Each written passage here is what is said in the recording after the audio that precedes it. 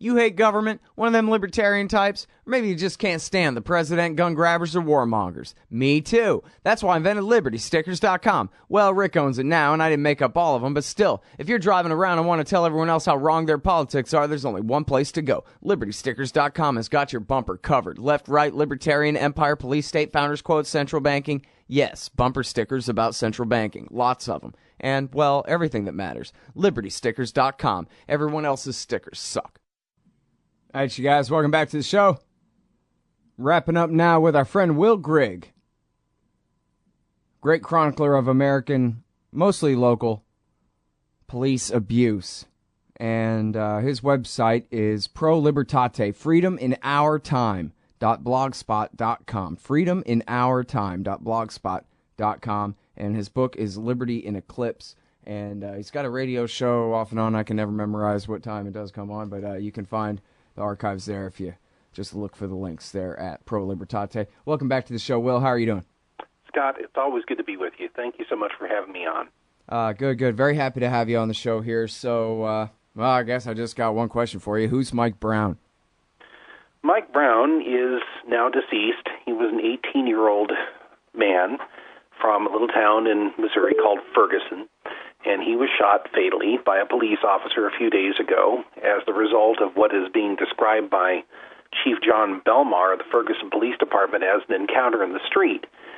And it is pretty clear on the basis of what is known from eyewitness accounts that Mr. Brown was unarmed at the time, that he had been fleeing from a police officer while unarmed, and that he had been shot, grazed probably once, and then shot a second time before he fell to the ground, raising his hands, pleading not to be shot anymore because he didn't have a gun.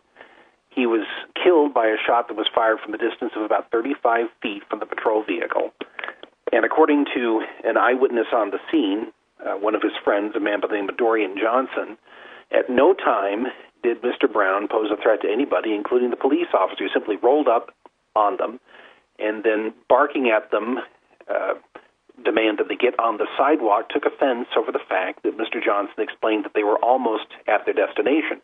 This didn't happen in the early morning hours or late at night. This happened, as I understand it, in the afternoon on Saturday. So in plain daylight, you have a couple of young men who are doing nothing to attract the suspicion of any reasonable person, who are accosted by a police officer who flings in their face a vulgar expression, a gerund form, if you will, of the familiar Anglo-Saxon term for sexual congress, and tells them to get on the sidewalk. Out of nowhere, apparently, came this instruction. These are adults or near adults. In any case, if they're walking in the street, not causing harm to anybody, perhaps you could suggest that in the interest of their own safety, they might want to move. Well, and this is no major thoroughfare with a double yellow line or anything. Exactly. This is a placid neighborhood. It's not as if they were in any way impeding traffic or posing a risk to themselves. This is an instance of a uniformed bully trying to provoke something with a couple of people who seem to be an easy target. Now, according to Mr. Johnson, what happened is that after he very politely told the police officer that they were almost at his home, which is where they were going, and of course he didn't have to tell the police officer anything, the officer slammed on his brakes, threw the car into the reverse. Actually, he described it as a truck, and nearly hit them, and then tried to come boiling out of the car at them, out of the vehicle at them. And as he opened the door, the car door slammed into Mr. Brown, who's a very large young man, recent high school graduate, once again 18 years old, about to go to trade school. And the door careened off of Mr. Brown and then slammed shut on the police officer. And at that point, according to Dorian Johnson's account, the police officer reached to the window and grabbed Brown by the neck and started to choke him while saying that he was going to shoot him.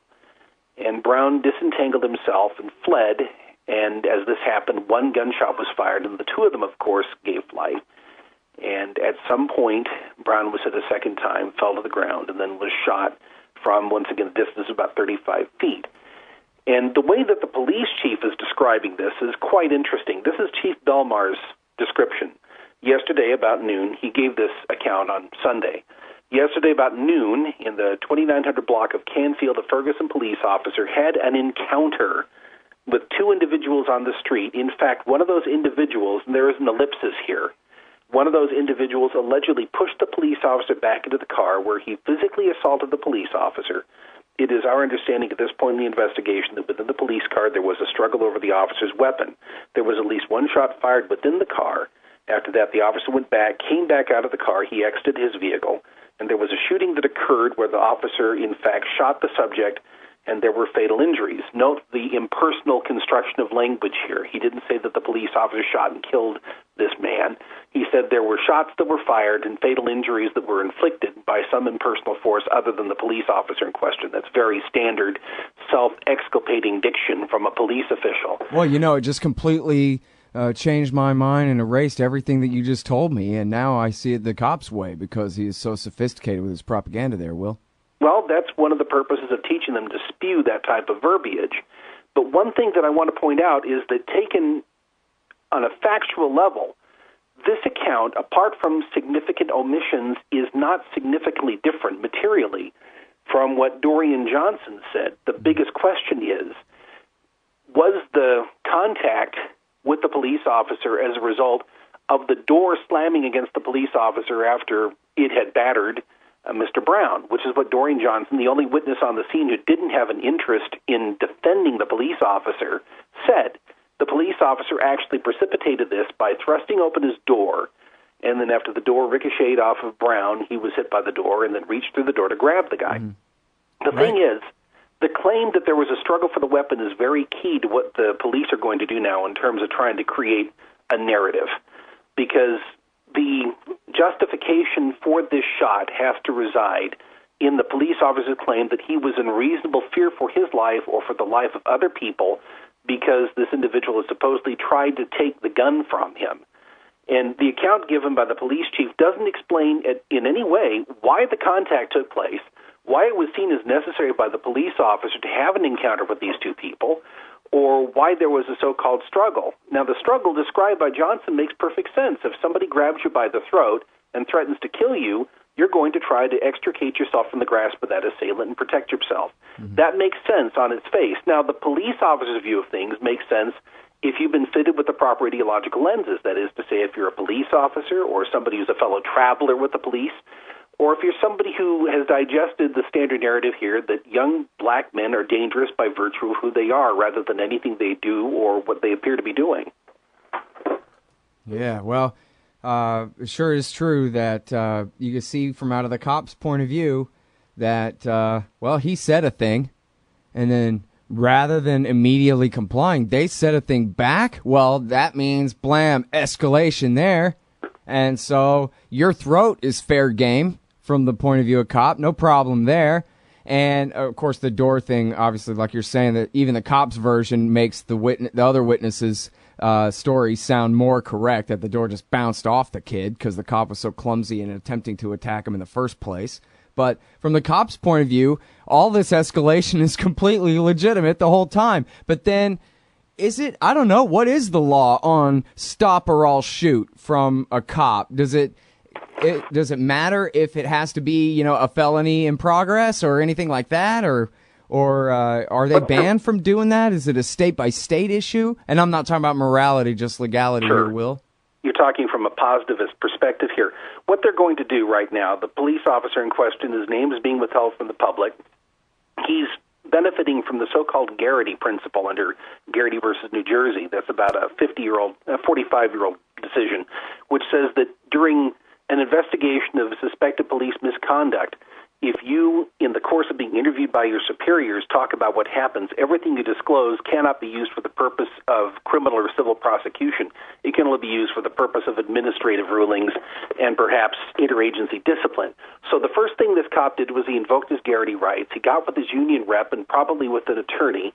And for the last couple of days, they've been trying to craft a narrative that would be compatible with the 1985 Supreme Court ruling Tennessee versus Garner, which involved a set of facts which are not that dissimilar. You had an 18-year-old man of slight build who was unarmed, who was suspected of a burglary, who was shot in the back by a Tennessee police officer.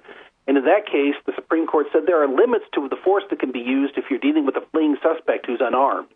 So they're trying to make this set of facts, as they would present them, comport with the Tennessee versus Garner decision. Hey, all Scott here. If you're like me, you need coffee. Lots of it. And you probably prefer it tastes good, too. Well, let me tell you about Darren's Coffee Company at darrenscoffee.com. Darren Marion is a natural entrepreneur who decided to leave his corporate job and strike out on his own, making great coffee. And Darren's Coffee is now delivering right to your door. Darren gets his beans direct from farmers around the world. All specialty, premium grade with no filler. Hey, the man just wants everyone to have a chance to taste this great coffee. Darren's Coffee. Order now at darrenscoffee.com. Use promo code Scott and save $2. darrenscoffee.com. All right, you guys, welcome back.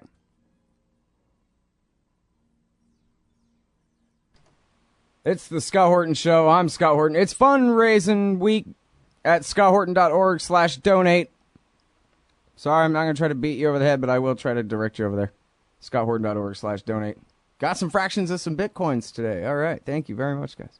All right. Will Grigg, we're talking about the killing by the police in Ferguson, Missouri, on the outskirts of St. Louis, of a guy named Mike Brown at the hands of the local police there, and how this cop just started a fight for no reason, escalated it to the point where he ended up murdering this kid. And now there's so much more to talk about.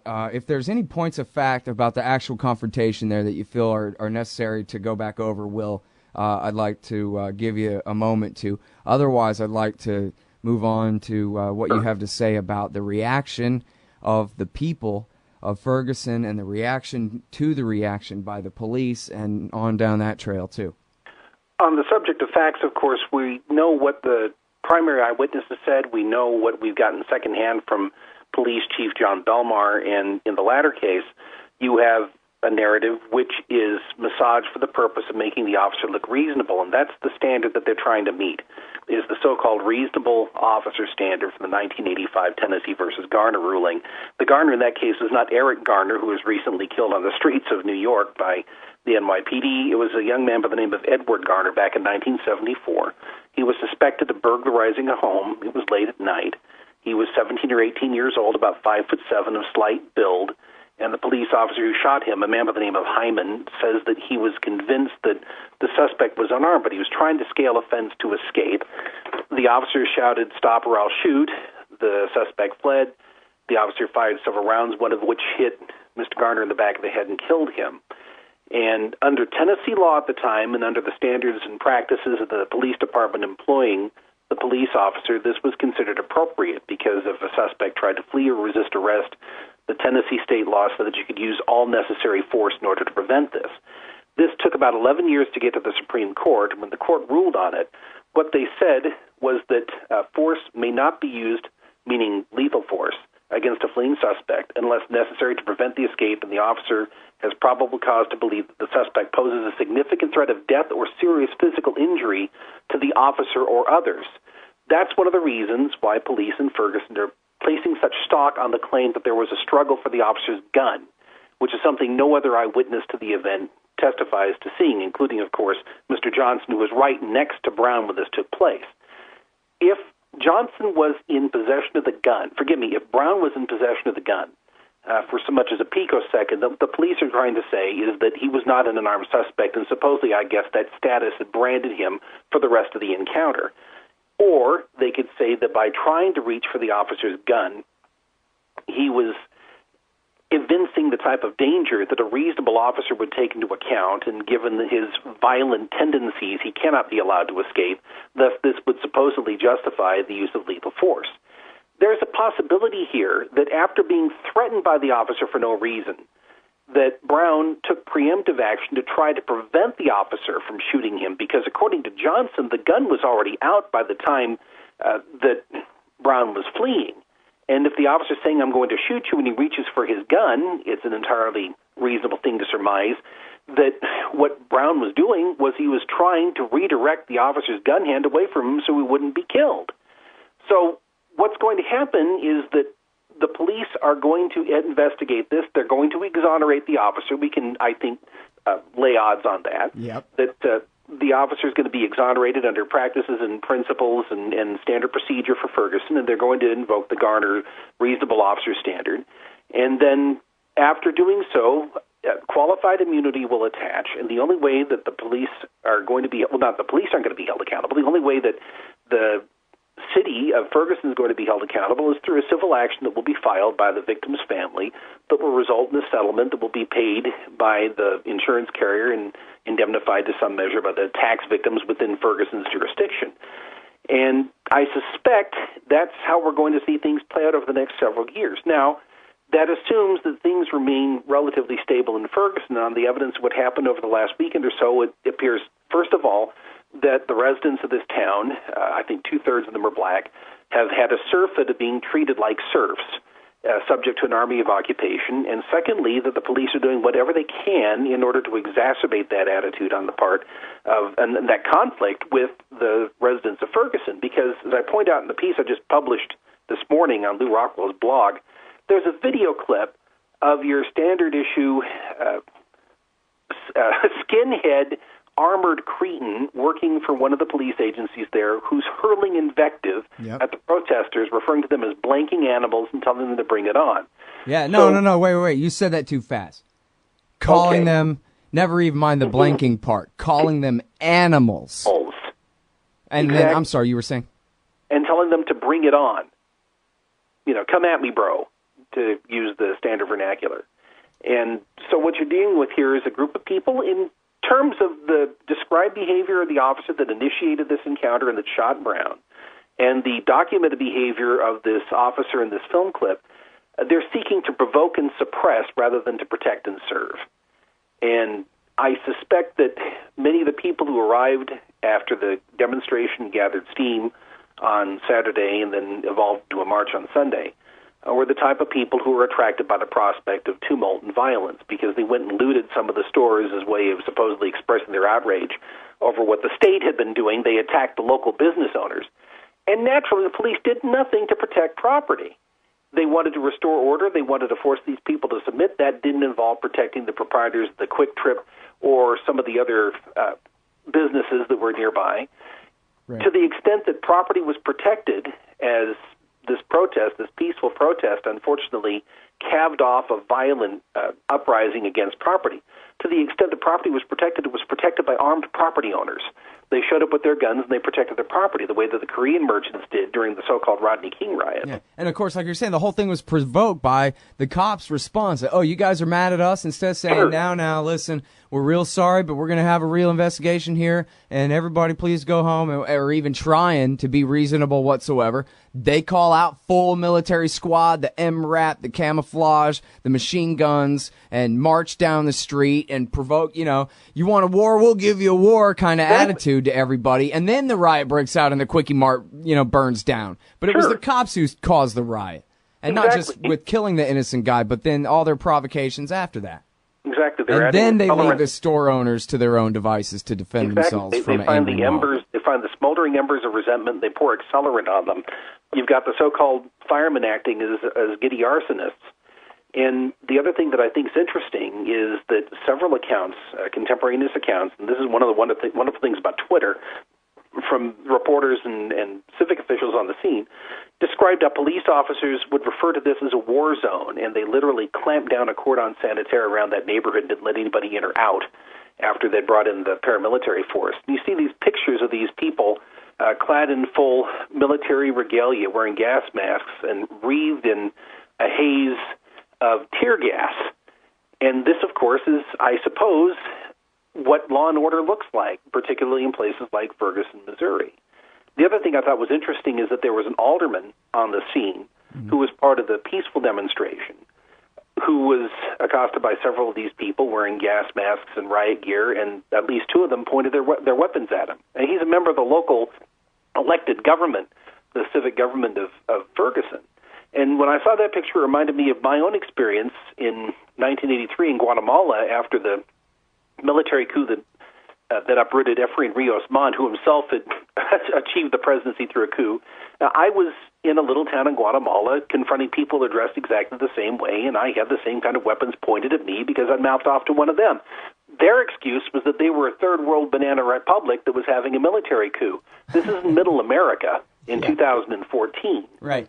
You know what? Let me ask you this, and talk about it real fast because we're almost out of time, but I know that you wrote about this recently, about the town in Michigan where they're saying, no, enough of that. And we're using our democracy to fire this police chief and hire a new one. How's that working out? And does it, more important question in the limited time, does that augur a real change in American society that finally the regular folk are getting fed up with this?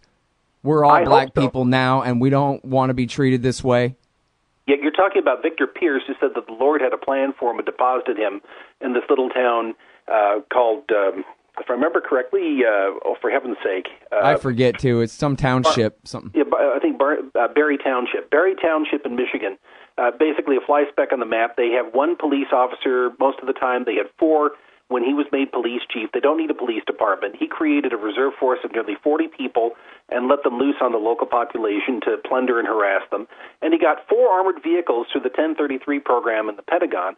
Finally, after his goons beat up a businessman back in May, people organized an effort to get rid of him, and he was not inclined to go until it became a matter of media scandal. And last week he was forced to resign. And so they really did succeed and get rid of him, huh? Yeah, they forced him to resign out of shame and out of media exposure. And besides that, he was already drawing a pension from his 30-year career with the police force in nearby Battle Creek. So, some places I think people have reached peak jackboot. I don't know whether that's going to be national, but we're seeing little pockets of resistance arise. And, may God prosper them and propagate this. I hope this becomes a contagion. Yeah. Well, and the quotes in the article that I read at the Detroit Free Press was they had a lady in her 70s saying, well, those people, they know what the law is and whatever, but she doesn't know what the law is. Not anymore. She's pretending, and her mind is stuck back in 1960-something when at least the average white person could go about their day without being harassed all day, but she doesn't know what's really going on out there. And the only other quote they could find of somebody defending it was a government employee, so their opinion clearly doesn't count. One of the residents I spoke with said that Victor Pierce had found his constituency. He was basically, I'm guessing, finding the Fox News constituency and filling their minds with nonsense about how this little township was, I guess, the strategic linchpin of the United States and was going to be beset upon by jihadists and school shooters and drug lords and all this stuff. They have no measurable crime rate there. And so he managed to find the right constituency, going from church to church and propagating the idea that unless they allowed him to create a garrison state in that little township, that the terrorist would win. And apparently there's a larger number of rational people in that little township than there were people who know only what Bill O'Reilly tells them. Right. Well, and again, like you're saying, it was one of those where they got somebody who was prominent in, it looked like a bad situation, but they pushed it so far that the town rallied around him instead of around them, and maybe that's a really unique circumstance. But I hope it helps drive the message home that, it's supposed to be, and of course we always knew that this is always a lie anyway, but it'd be nice if they could at least leave it plausible for a little while longer, try to make it a little bit plausible that we come first and we're born free and we hired them to be our security force to protect us from, real criminals who would violate our rights, that kind of thing. That's the PR, and they're so far away from that kind of frame of reality that they're jeopardizing their entire state legitimacy in the minds of more and more people all the time. So for their own self-preservation, I think they really need to dial this back. I was even thinking maybe I could write a letter to John Walsh, the most cop-worshipping guy on all of TV, and say, hey, listen, man, if you really want to protect these guys, you need to tell them to tone it down a little bit, dude, because people are starting to hate their guts like Al-Qaeda. Yeah, I think that's a good idea. I don't know. Anyway, we're over time. I already wasted a bunch of your interview, but Will, thank you so much for coming back on the show and paying such close attention to these issues for us, and we'll do this again soon. All right, you take care, Scott. Appreciate it. That's the great Will Grigg, everybody, and yeah, I blew it on that outro. I gave him a great outro on that first break, but my mic was off. These things happen. Hey, Scott Horton here to tell you about this great new book by Michael Swanson, The War State. In The War State, Swanson examines how Presidents Truman, Eisenhower, and Kennedy both expanded and fought to limit the rise of the new national security state after World War II. If this nation is ever to live up to its creed of liberty and prosperity for everyone, we are going to have to abolish the empire. Know your enemy. Get The War State by Michael Swanson. It's available at your local bookstore or at Amazon.com in Kindle or in paperback. Just click the book in the right margin at scotthorton.org or thewarstate.com.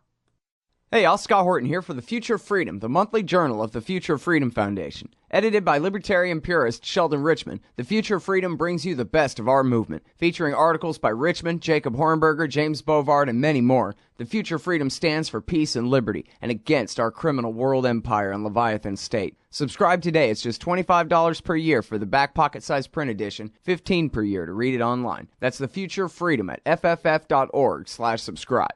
Peace and freedom. Thank you. So you're a libertarian, and you don't believe the propaganda about government awesomeness you were subjected to in 4th grade. You want real history and economics. Well, learn in your car from professors you can trust with Tom Woods' Liberty Classroom. And if you join through the Liberty Classroom link at scotthorton.org, we'll make a donation to support The Scott Horton Show. Liberty Classroom, the history and economics they didn't teach you. Hey, all, Scott here. If you've got a band, a business, a cause, or campaign, and you need stickers to help promote, check out thebumpersticker.com at thebumpersticker.com. They digitally print with solvent ink, so you get the photo quality results of digital with the strength and durability of old-style screen printing. I'm sure glad I sold thebumpersticker.com to Rick back when. He's made a hell of a great company out of it, and there are thousands of satisfied customers who agree with me, too. Let thebumpersticker.com help you get the word out. That's thebumpersticker.com at thebumpersticker.com.